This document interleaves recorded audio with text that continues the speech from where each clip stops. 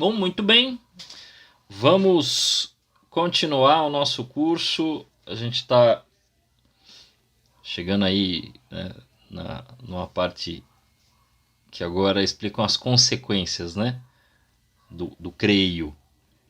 Nós estamos a partir daquilo que nós devemos crer, analisando de um modo resumido, até porque senão nos levaria muito mais tempo do que estamos levando, né? A história da salvação. E conforme nós dissemos nas últimas semanas, agora nós temos lá as duas árvores, né, apresentadas e agora definidas, né? Nós tivemos a árvore do conhecimento do bem e do mal e a árvore da nossa salvação, a cruz. Em uma está o fruto que levou o homem à perdição, na outra está o bendito fruto do vosso ventre, Jesus. Então, nesta oposição, nós temos a nossa salvação, que vem, ao qual depois explicamos que se no primeiro dia Jesus morre, né, a alma se separa do corpo, vai à mansão dos mortos, pega os justos, leva-os para o céu está aberto para nós, o véu se rasgou no meio, agora nós temos acesso, né, ao santo dos santos, né? Nós temos acesso, o céu está aberto. Mas é claro que há algo que devemos fazer. Deus não mudou a liberdade humana, né? Deus ainda não tirou do corpo as consequências do pecado original. Isso é um detalhe interessante, hein? Nós temos os mesmos problemas decorrentes, quer dizer, a gente ainda morre. Nós ainda não somos imortais. Nós sofremos as consequências, né, a partir do sofrimento, da doença. Nós não atingimos uma inteligência plena ao qual nos dê um equilíbrio emocional e psicológico. Então nós ainda temos todas essas questões relacionadas às concupiscências que permaneceram. E com isto, expliquei na semana passada de que nós teremos, né, o que ocorre conosco. Morreu, você tem o juízo particular, que é o juízo da alma, né? E é interessante, isto aqui eu faço questão de repetir também, quando você morre, a sua alma separa do corpo, isso é a morte, a separação da alma com o corpo, e a alma vai responder de acordo com o estado em que ela está. Ou seja, se você não está em estado de graça, você estará numa inimizade com Deus, que não é percebida enquanto estamos com o nosso corpo, porque o nosso corpo possui as paixões confusas. Então a gente vai e volta nos sentimentos, intenções, emoções. Então numa hora a gente quer muito a Deus, daqui a pouco a gente quer muito outra coisa. E a gente fica nessa luta interior, né, ao qual nós precisamos sim nos santificar nessa terra, nos orientar. E é por isso, né, é por isso que aí quem prestou um pouquinho de atenção anteriormente vai entender por que é que se jejua, vai entender por que é que se faz oração, vai entender por que é que se dá esmola, exatamente para equilibrar isso dentro de nós, né? Porque a nossa carne fica lá naquela briga. Mas se nós cedermos a esses apetites, nós acabaremos nos tornando idólatras de alguma coisa. E, consequentemente, ainda que não tenhamos esse raio-x da alma, a nossa alma, num pecado mortal, entra numa inimizade com Deus.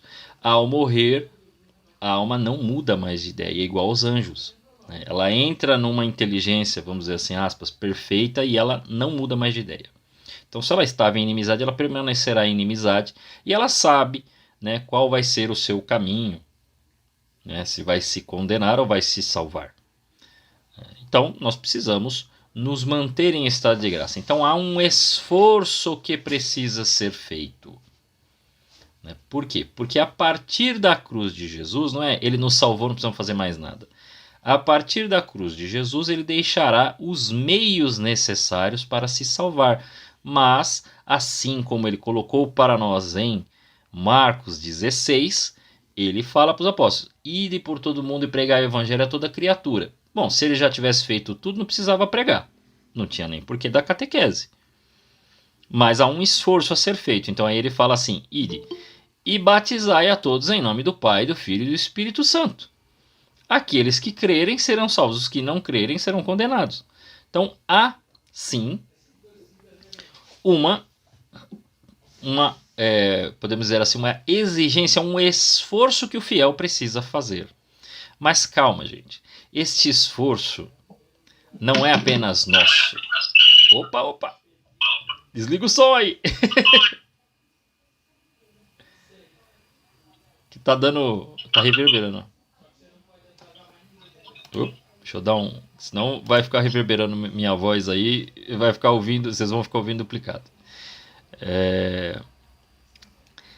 E então nós precisamos fazer um esforço, né? É necessário que nós façamos, mas fiquem tranquilos, este esforço não é só um esforço humano. Deus não nos desamparou, nós não estamos sozinhos. Isto aqui não é lição de bom exemplo. Nós não somos pelagianos. Pelágio era podemos dizer, um padre que defendia mais ou menos isso, de que Deus foi lá e foi para a cruz apenas para nos dar um exemplo. Então nós não temos que fazer nada, assim, o que nós temos que fazer agora é repetir as mesmas coisas que ele, porque ele já fez tudo o que tinha que fazer, agora nós temos que fazer apenas a nossa parte, e Jesus deu um bom exemplo, então nós temos que seguir esse exemplo. Não é bem assim a coisa. Nós não estamos sozinhos nesse negócio. Seria um esforço que nós não teríamos condições de cumprir sozinhos. Todo mundo sabe aqui o quanto é duro manter-se no tal estado de graça. O quanto é difícil, pelas suas próprias forças, manter-se sem pecar. O quanto é complicado para todos nós nos mantermos sem pecar. Porque não é uma coisa feita só do esforço humano. Existe um auxílio divino. E é sobre esse auxílio divino que nós vamos falar hoje. Eu gostaria que vocês pegassem a Bíblia de vocês, caso vocês estejam com ela, senão, caso esteja numa impossibilidade, apenas ouça. Atos dos Apóstolos, capítulo 2. Boa noite. Fique tranquila. Depois dessa introdução que eu dei aqui, repetindo um pouco do que falamos nas últimas semanas, vamos tratar realmente da vinda do Espírito Santo, que foi prometida por Jesus, tanto ali na Santa Ceia, né, João 13, 14, 15, quanto agora em Atos dos Apóstolos capítulo 1, que ele fala, permaneçam em Jerusalém. Eu vou mandar o Paráclito. É ele que vai lhes dar toda a força. É ele que vai mostrar, que ele fala na Santa Ceia, quando eu mandar o Espírito Santo, vocês vão ver toda a verdade. Quer dizer, a verdade vai ser revelada aos nossos corações verdadeiramente.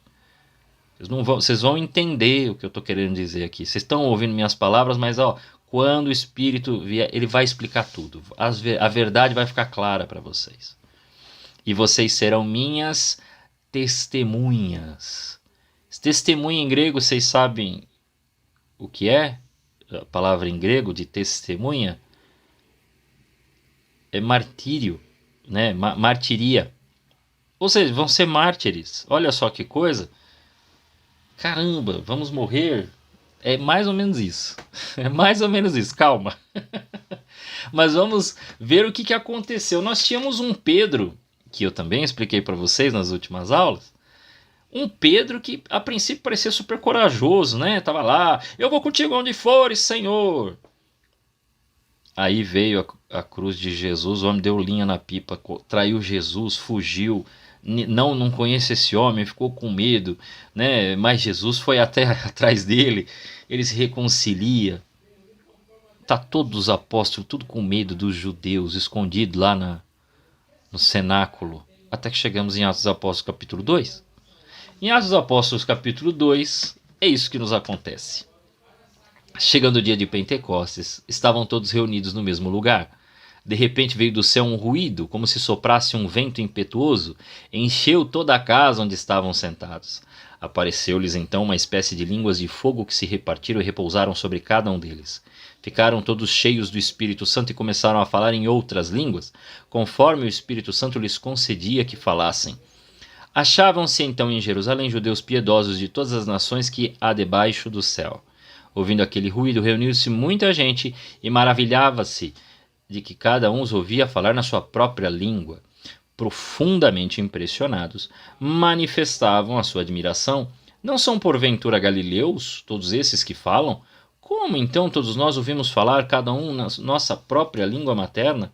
Pardos, medos, elamitas, os que habitam a Mesopotâmia, a Judéia, a Capadócia, o Ponto e a Ásia, a Frígia, a Panfilha, o Egito, as províncias da Líbia próximas a Cirene, peregrinos romanos, judeus ou prosélitos, cretenses e árabes, ouvimos-los publicar em nossas línguas as maravilhas de Deus. Estavam, pois, todos atônitos e, sem saber o que pensar, perguntavam uns aos outros: que significam essas coisas? Outros, porém, escarnecendo, diziam: estão todos embriagados de vinho doce.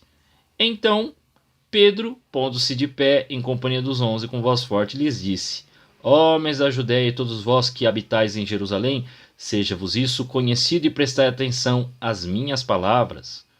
E aqui ele começa a pregar para aqueles homens que lá estavam, vai mencionar a profecia de Joel, vai falar sobre Jesus, né? Então primeiro ele fala da ação que o Espírito Santo ia vir sobre eles, vai pregar sobre Jesus, vai dizer quem ele é, vai jogar na cara de todo mundo: foi vós que os matastes, com uma coragem que não era vista nesse homem. Logo depois vão começar, todo mundo vai se converter, né? Porque são mais de 3.000 convertidos nessa pregação. Ele vai sair, né? Aí os apóstolos saem com coragem, pregando para tudo quanto é lado. E aí a coisa vira do avesso.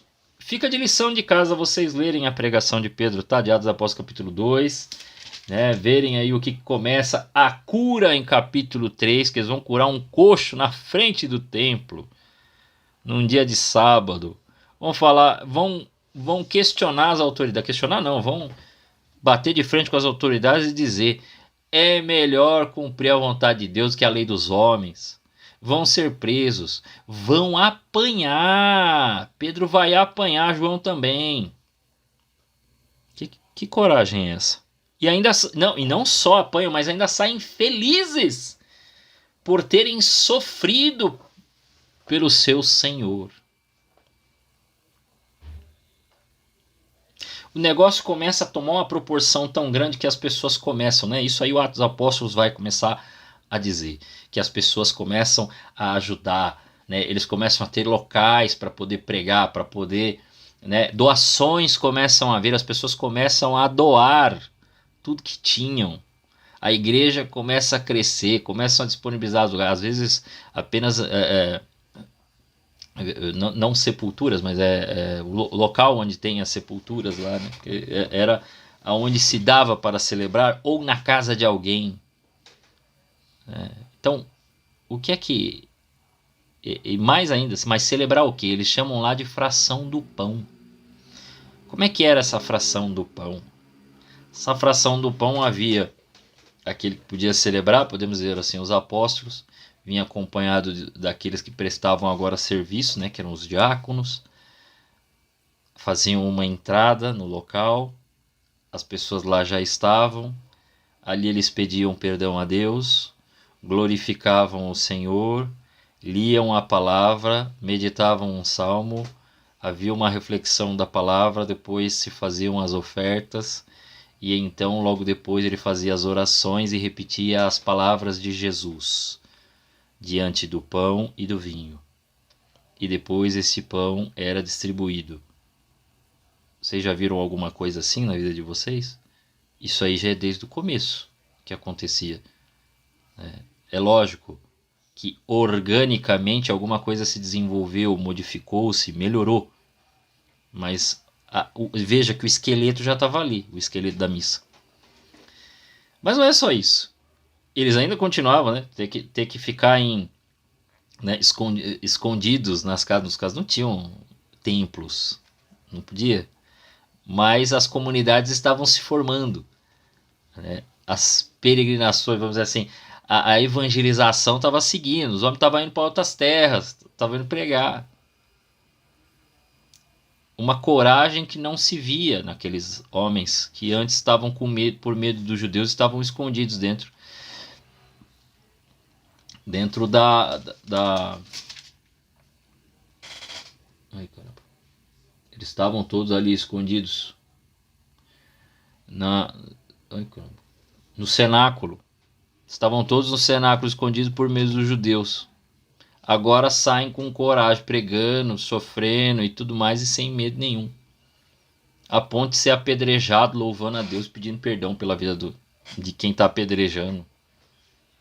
E a coisa, a cada um que morria, aumentava muito mais, né? Tem uma frase que diz que o sangue dos mártires é semente de novos cristãos. Então, mesmo que estavam morrendo, homens e mulheres estavam dando a vida com alegria. Tem uma história que se conta de Santa Perpétua e Santa Felicidade, eu não sei exatamente qual das duas que estava grávida, presa. No outro dia, todos eles iam ser jogados aos leões. Mas uma estava grávida e queria ter o bebê antes, né? Rezaram todos ali pedindo a Deus que ela tivesse o parto ali antes do outro dia, né, de que fosse martirizado. E de repente começaram realmente as dores de parto. Aí todos foram tentar ajudar aquele sofrimento, ela gemendo de dor e tal, e dava para ouvir os gritos. Passou um soldado romano e disse: você tá aí, ó, tá sofrendo aí com dor, você vai ver amanhã. Ela olhou para ele e disse assim: não, hoje quem sofre sou eu, mas amanhã outro sofrerá em mim. A ponto de muitos deles dizerem que iam se fazer trigo, né? Ou melhor, iam se fazer eucaristia, iam se fazer hóstia, porque o significado de hóstia é vítima, tá? Iam se fazer hóstia na boca do leão. Mas alguns morreram crucificados de cabeça para baixo, cortaram a cabeça, né, com a espada, entre outras mortes. Nenhum deles tinha medo.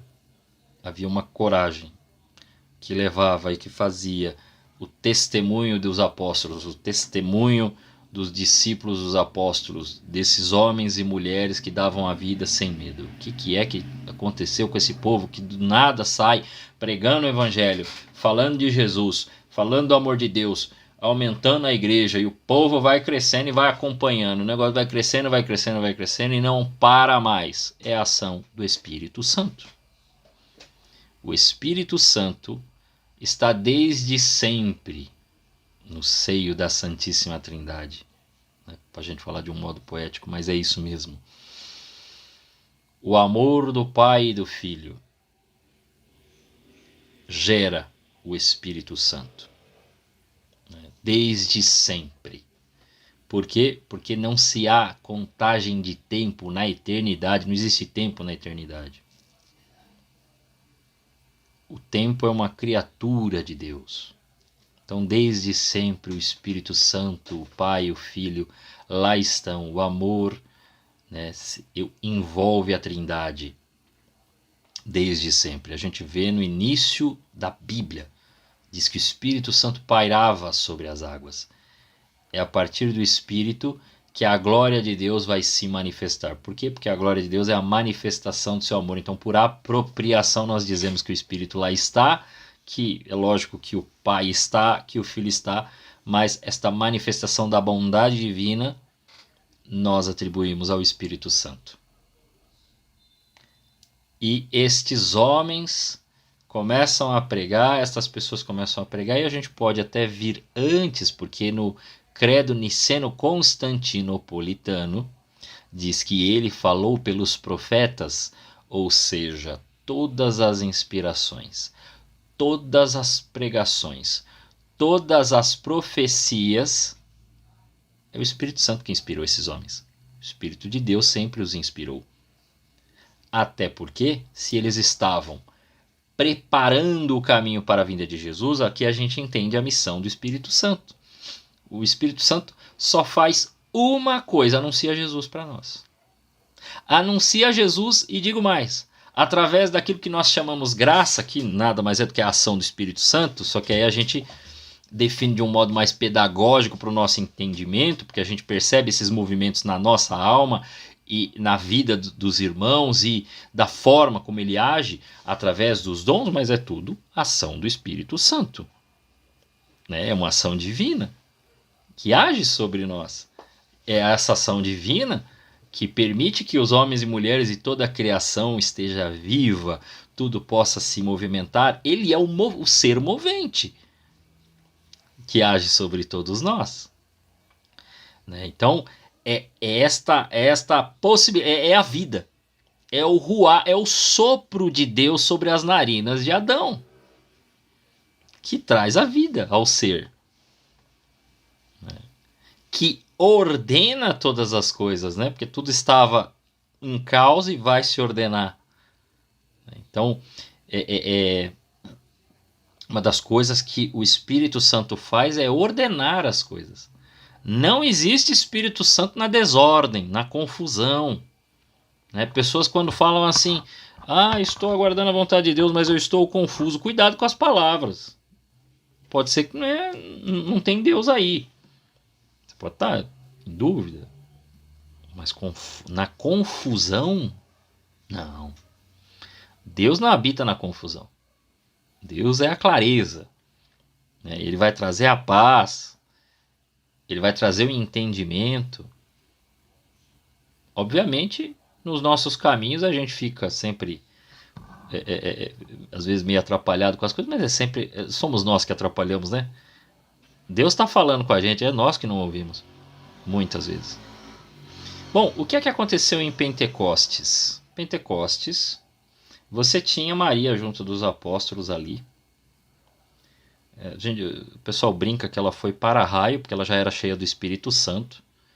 E aí veio uma porção gigantesca do Espírito Santo sobre os apóstolos. Ela estava ali, mas ela já era cheia do Espírito Santo, então veio sobre os outros. Vai dizer que eles começaram a falar em línguas. E estas línguas eram compreendidas por pessoas de outros locais, de outros países, e que tinham línguas completamente diferentes da deles. Então, como é que eles estavam ouvindo na mesma língua? Aqui nós temos uma explicação. Isto é um dom extraordinário do Espírito Santo, que não pode ser confundido. Eu vou usar o termo grego para vocês entenderem. Não pode ser confundido com a glossolalia. O que é a glossolalia? É o tal do dom de línguas que se menciona. Por aí que as pessoas balbuciam alguma palavra estranha que não é compreensível. Não é isso que aconteceu em Pentecostes. Tá bom? O que acontece, o dom de Pentecostes, é o que nós chamamos de xenolalia, que é uma oração na minha língua pátria, e a pessoa de outro país que não sabe, por exemplo, no meu caso, não sabe português, entende na língua dele. Foi isto que aconteceu. Isso na ideia do dom, tá bom? Então, Leandro, mas existe referência a esse dom? Existe. Existe. Se você pegar a vida de São Francisco Xavier, que é um jesuíta tão grande quanto Inácio de Loyola, que às vezes eu confundo com Antioquia.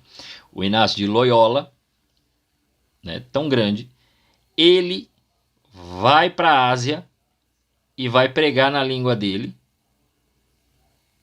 e o povo entendia na língua deles. Tanto que ali entre Índia, China, eles foram para uma terra lá, uma montanhazinha, que tinha uma cidadezinha, de um pessoal que não falava nem chinês, e eles foram, pregaram, todo mundo se converteu, No século passado foram nesse local e encontraram lá a Igreja Católica, eles celebrando ainda com os missais antigos de 400 anos. Mais de 500 anos. E ainda eram católicos. Nem sabiam como é que a igreja estava, continuavam celebrando do mesmo jeito que tinham aprendido. Porque tinham aprendido com São Francisco Xavier. São Francisco Xavier foi parar no Japão, né, entre outros. Uma coisa impressionante. Então dizem que ele pregava na língua dele e os outros entendiam. É um pouquinho diferente do que aconteceu aqui, né? Porque aqui no Brasil o Padre Anchieta, né, ele aprendeu Tupi-Guarani, né, para utilizar da língua deles e ensinar Jesus na língua dos índios. É um negócio impressionante. Mas, assim, uma coragem também. O homem atravessou o Brasil, gente. Num tempo que você não tinha estrada, você não tinha Castelo Branco, você não tinha BR. Era no matão mesmo, na picada no mato e vamos que vamos. Só o Espírito Santo para dar uma força para esse tipo de gente. Não tem outra coisa. Né? Uma outra explicação que a gente pode ter também é: Pentecostes é o aniversário da igreja.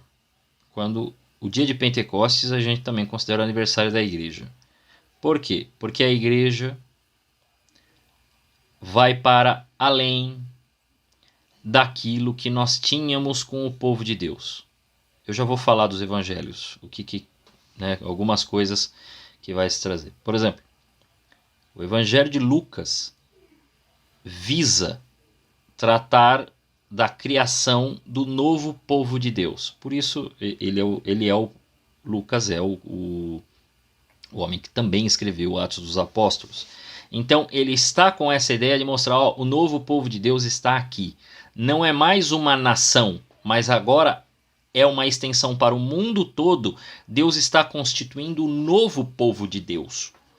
E o Espírito Santo é esse que vai reunir novamente os povos. Então, essa é a intenção quando fala do Espírito Santo em Lucas. Essa é a intenção dele.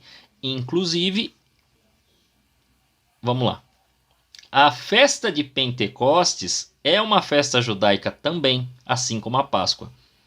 A Páscoa, para eles, é a travessia do Mar Vermelho.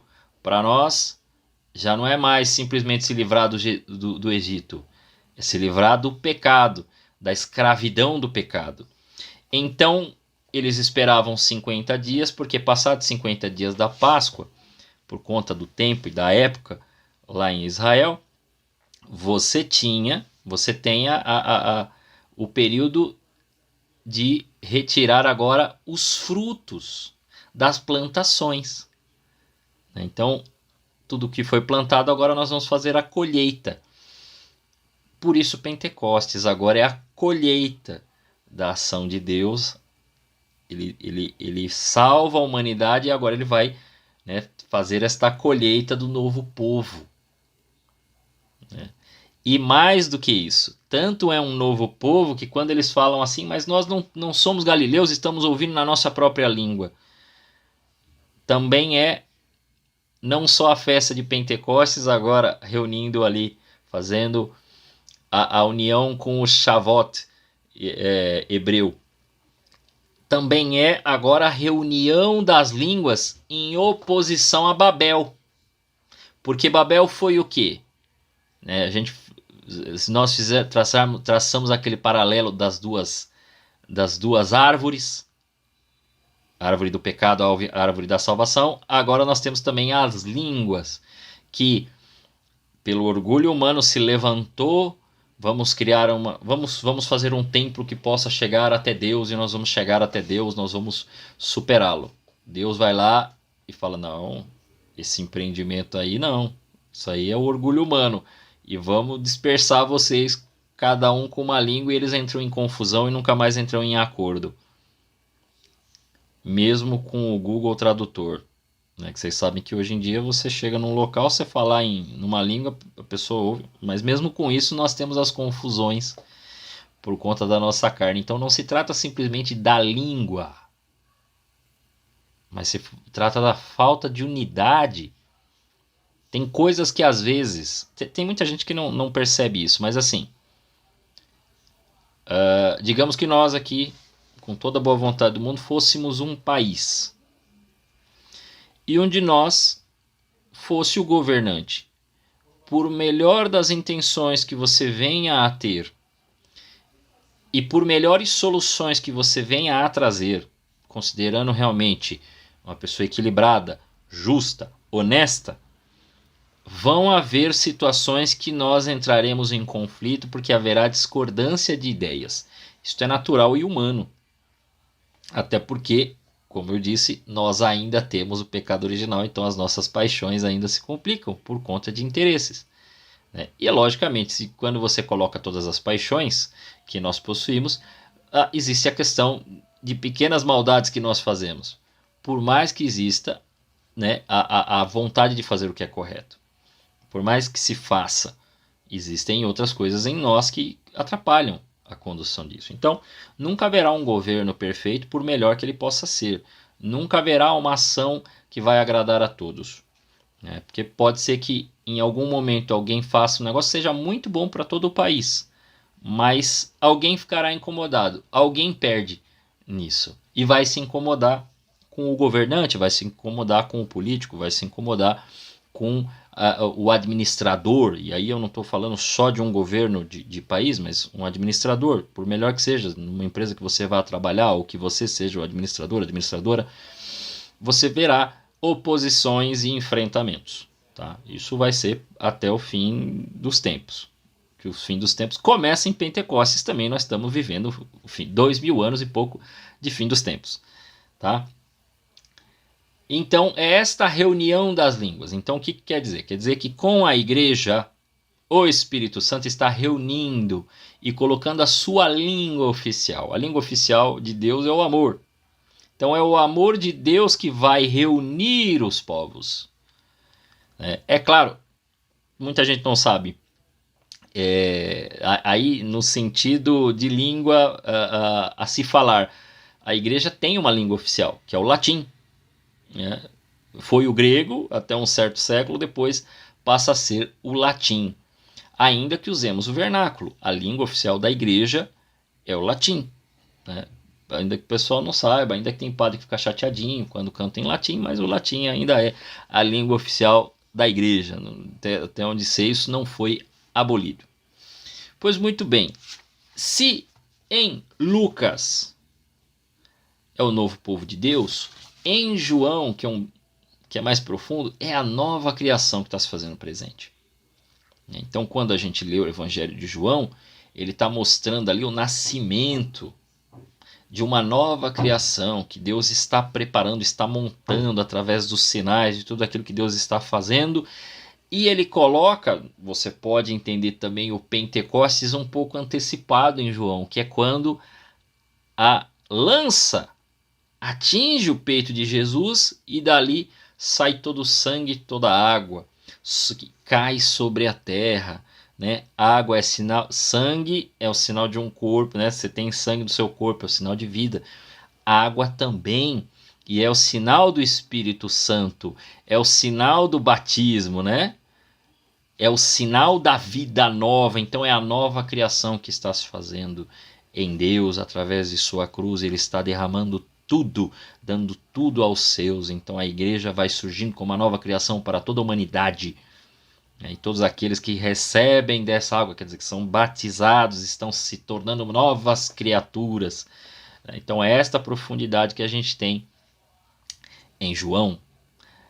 E em Paulo, o Espírito Santo é a alma da igreja, através do corpo de Cristo, ao qual Cristo é a cabeça e nós somos os seus membros. E através também desta água batismal, nós podemos dizer Abba, ó Pai. Então a gente vai vendo esses sinais em um e em outro e vamos participando. Em Paulo também, ele vai trazer para nós esta explicação dos carismas, né? Mas não só o carisma espiritual, aqueles carismas ao qual eu mencionei agora há pouco, né? O dom de línguas, o milagre, a profecia, a fé, não só isto. Ele vai mais longe, ele vai naquele sentido mais da qual se forma através da diversidade de dons, que é o que?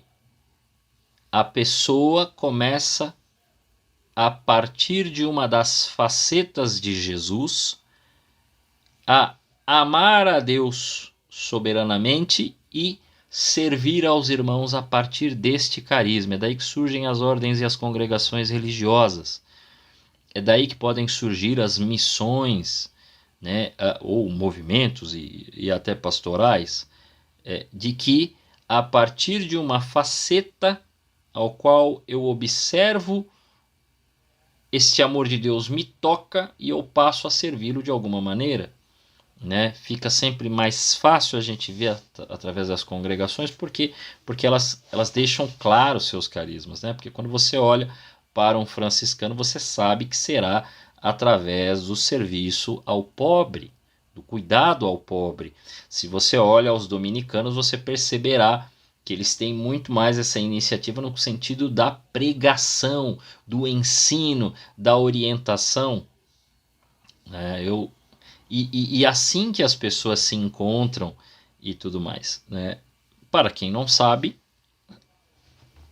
talvez saiba, eu já cantei na igreja, eu já fui coordenador de grupo de oração por 4 anos, né? Já preguei, mas hoje eu penso que estou exatamente onde eu deveria estar, que é na questão do ensino e da catequese. Então é uma questão de carisma.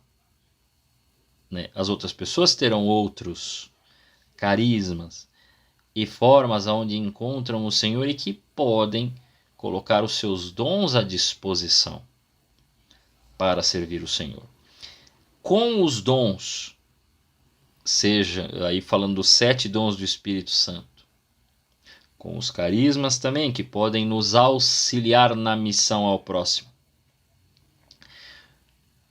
e com os frutos, aos quais eles são, né, fruto, quer dizer, depois de um longo trabalho existem aquelas coisas que se manifestam, o Espírito Santo, através de sua graça e principalmente através do meio ao qual Jesus quer nos salvar, que são através dos sacramentos, onde o Espírito Santo age, né, confere caráter, nos configura como cristãos e vai nos tornando novos cristos para o mundo, e também nos dá nos habilita no estado de vida ao qual escolhermos, ele transforma a nossa alma e vai nos configurando a Jesus. Vai nos tornando cristãos. Né? Por exemplo, essa semana vem crisma aí, hein? Ansiedade. Vamos ter crisma lá na paróquia. Né? E aí teremos realmente pessoas que se colocarão como, se apresentarão a Deus para serem soldados de Cristo, né? Para se configurarem a Cristo. É por isso que recebe-se no crisma os 7 dons do Espírito Santo. Que é isso que ele faz. É isso que ele começa a fazer em quem realmente quer viver essa vida no Espírito. Porque Deus vai começando a configurar e trabalhar para você dar a vida por ele. Né? Por isso que é um passo a mais, né? Onde Deus confirma sua graça no batizado.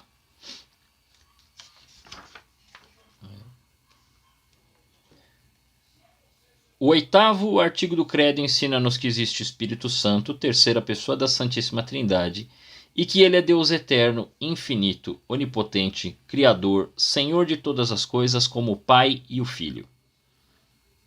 O Espírito Santo procede do Pai e do Filho como de um só princípio, por via de vontade e de amor.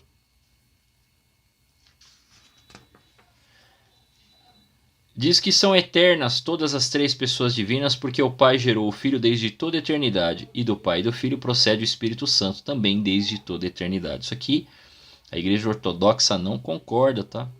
O motivo da separação dos ortodoxos com o católico está aqui, no que a gente chama de filioque, que seria o Espírito Santo procede do Pai e do Filho. Eles não acreditam, eles acham que procede só do Pai. Essa briga ocorreu a separação em 1100. Designa-se a terceira pessoa da Santíssima Trindade, particularmente com o nome de Espírito Santo, porque procede do Pai e do Filho por meio de expiração e de amor. A obra que se atribui ao Espírito Santo é a santificação das almas, é o que eu estava falando aqui, através principalmente dos sacramentos. Ele vai santificando nossas almas. As três pessoas nos santificam, mas a gente costuma atribuir ao Espírito Santo. Por quê? Porque a santificação da alma é obra de amor. Obra de amor a gente atribui ao Espírito Santo.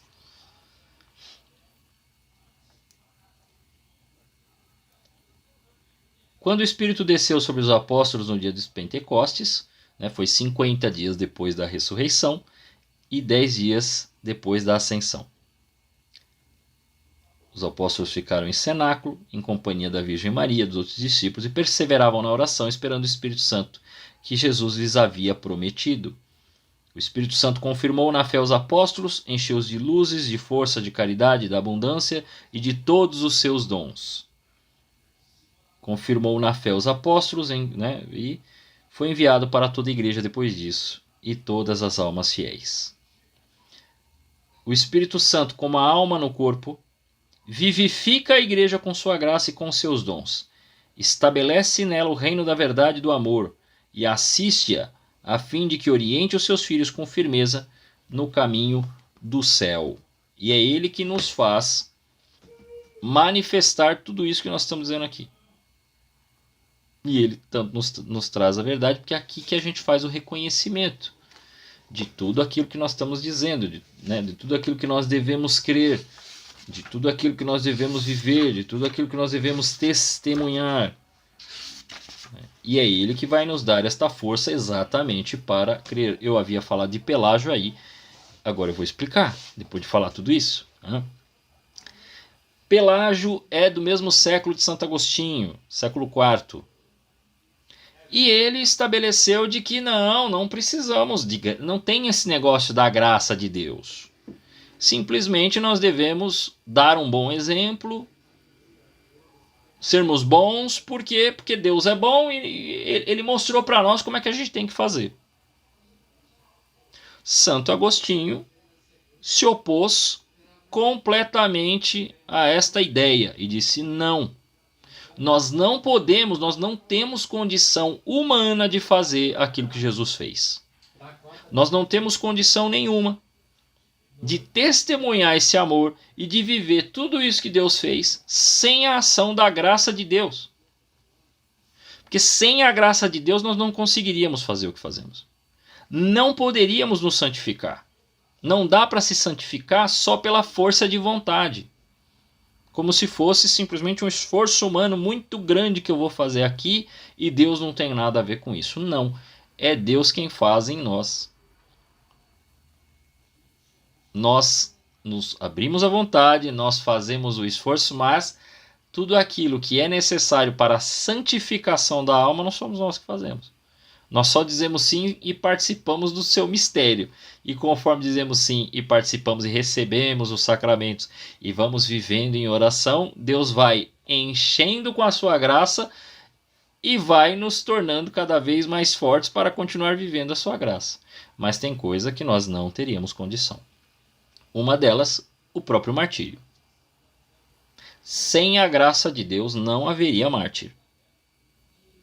Porque é de tal maneira e tal obediência que o fiel se colocou na presença de Deus, que Deus o fortalece a ponto de ele dar a vida por Jesus. Sozinho ele não conseguiria. Sozinho nós, sem a graça de Deus, sem esta ação do Espírito Santo na nossa alma, não teria um São Lourenço para, sendo queimado na grelha, virar para os soldados e falar: ei, vocês aí, esse lado já está bem tostado, pode virar.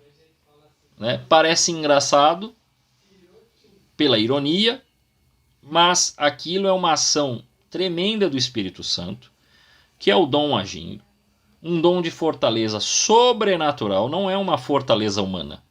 Nós temos o dom da fortaleza como virtude humana, mas a virtude humana sem o Espírito Santo, sem o dom do Espírito Santo, ela não chega nesse ponto, não chega nesse ponto do martírio.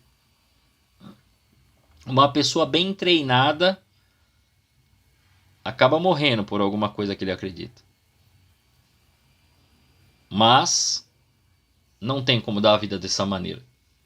Não com essa alegria toda.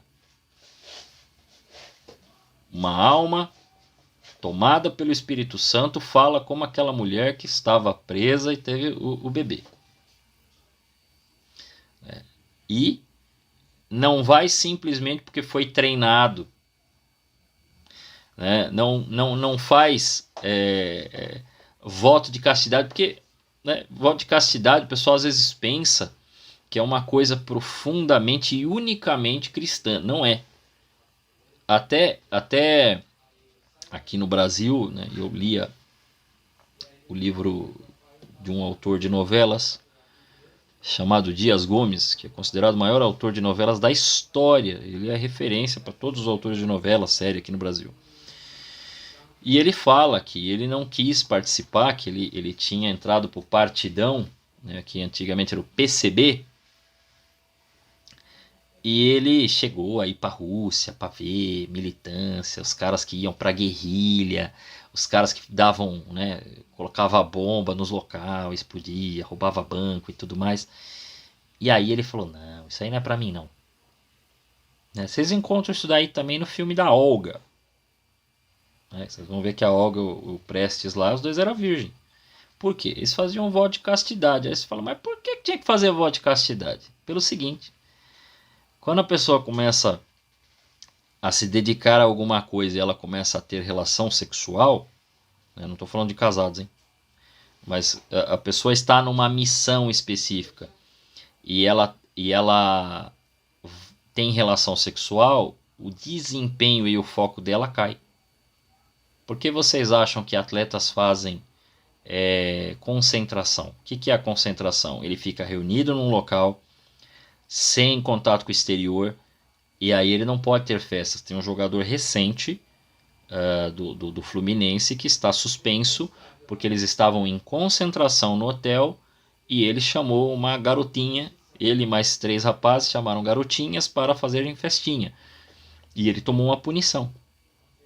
Porque não estava desfocando do objetivo. Então, muita gente não sabe. Gasta-se uma energia muito grande na questão sexual. Então, o que eles fazem? Não, se você for para o sexo, você perde essa força, porque você vai perder o seu foco. Então, nós precisamos ter uma certa castidade aí. Então, eles faziam um voto de castidade, né, para fazer guerrilha. Muita gente não sabe, mas é interessante isso. E aí o Dias Gomes não quero isso pra mim, porque meu negócio é pegar as menininhas. Ele falava, tá na biografia dele, meu negócio é pegar as menininhas e não dá, isso não dá pra mim. Né? Então ele sai dessa área, vai para a área artística, vai escrever peça de teatro, vai fazer as coisas.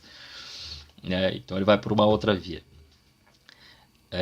Então essas coisas dá para se fazer. Treinado, né? Você treinando, você faz. Mas isso não é o dom do Espírito Santo. Sobre a graça, não é simplesmente um não fazer um ato para ter um foco. É por amor a Deus, existe algo muito maior e a pessoa se guarda por algo maior. Então existe um outro objetivo, vai para uma outra linha. Assim como ajudar uma pessoa, assim como o conselho no sentido mais correto da palavra, né? Assim como a caridade e outras coisas. Então Santo Agostinho vai dizer, não, sem o Espírito Santo não tem nada.